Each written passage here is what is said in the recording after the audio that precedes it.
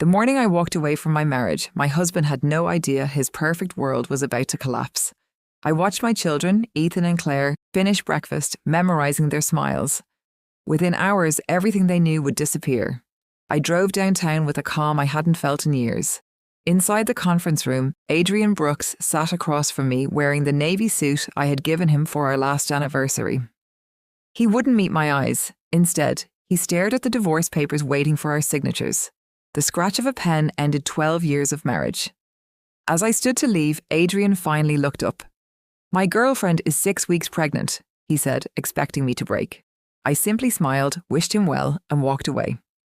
By then, Ethan and Claire were already at the airport with my closest friend, Lucas Grant. Their passports were packed, and Adrian believed they were leaving for a brief vacation. He never imagined they weren't coming back. While our plane climbed into the clouds, Adrian's wealthy family gathered to celebrate the baby they believed would become their rightful heir. His mother, Eleanor Brooks, had always treated my children as outsiders because I came from a working-class family. My mother served lunches in a public school cafeteria, while the Brooks family had inherited generations of wealth and influence. Eleanor never hid her belief that Ethan and Claire were unworthy of the family legacy. But I wasn't leaving because of cruel words. 2 years earlier, Adrian had become secretive. His phone never left his hand. He worked late almost every night and came home carrying unfamiliar perfume. Since I managed the finances for our company, I quietly reviewed every account. What I uncovered wasn't just an affair. It was the beginning of a conspiracy that threatened my children, our business, and everything I had spent years building. The woman Adrian was seeing was Vanessa Hale, a familiar face in his exclusive social circle. Their relationship wasn't just romantic, it was financed with company money. Hidden among ordinary business expenses, I found payments for Vanessa's luxury apartment, her imported car, designer shopping, and private vacations. Then I uncovered a transfer to a fertility clinic months before Adrian proudly announced her pregnancy. The records proved his mother knew everything. Eleanor had supported their plan from the beginning, hoping Vanessa would give the family an heir they considered worthy. I refused to confront them. Instead, I hired Rebecca Stone, a brilliant attorney specializing in financial fraud and complex divorces.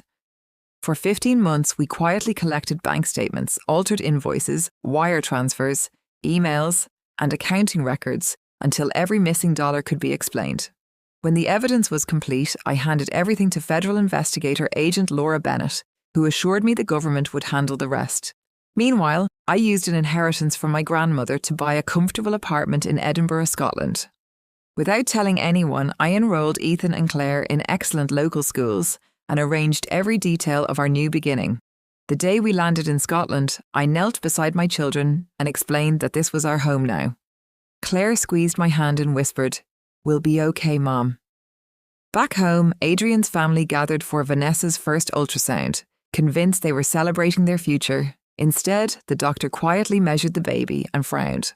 After confirming Vanessa's dates, he announced the pregnancy was 14 weeks along, not 6. Silence filled the room. Adrian had been overseas during the time of conception. Vanessa burst into tears, offering desperate excuses. But the medical timeline couldn't be changed. Their carefully planned future unravelled before everyone watching, while thousands of miles away, my children and I peacefully unpacked our new lives. 3 days after the disastrous ultrasound, federal agents arrived at our former company's headquarters with search warrants. Forensic accountants seized computers, financial records, and storage drives before leading Adrian away in handcuffs. The charges included tax fraud, embezzlement, and falsifying corporate records. Every document I had quietly gathered became part of the government's case. The scandal grew even worse when Adrian lost his place in the Brooks family trust. A long-forgotten clause stripped any beneficiary convicted of a felony from receiving their inheritance. Overnight, the fortune he had expected vanished forever. Vanessa disappeared soon after, leaving him to face the consequences alone. Months later, Eleanor called repeatedly, begging to speak with me and the children. I never answered. Adrian eventually wrote from prison asking to see Ethan and Claire. I wished him peace, but refused the request. My responsibility was protecting the life we had finally built. Scotland slowly became home. Ethan flourished in school and discovered a passion for architecture, while Claire grew into a confident university student. Watching them heal reminded me that freedom is measured by peace, not wealth. I founded a forensic accounting firm, helping honest business owners uncover fraud before it destroyed their companies. The work gave purpose to everything I had endured, and our quiet apartment eventually became a warm family home filled with laughter instead of fear. 3 years later, I filed Adrian's final letter inside a folder, containing every document from that painful chapter. One day my children will read it and understand why I chose silence over revenge and careful planning over reckless anger. Looking back, I never escaped with money or status. I escaped with something far more valuable: our future.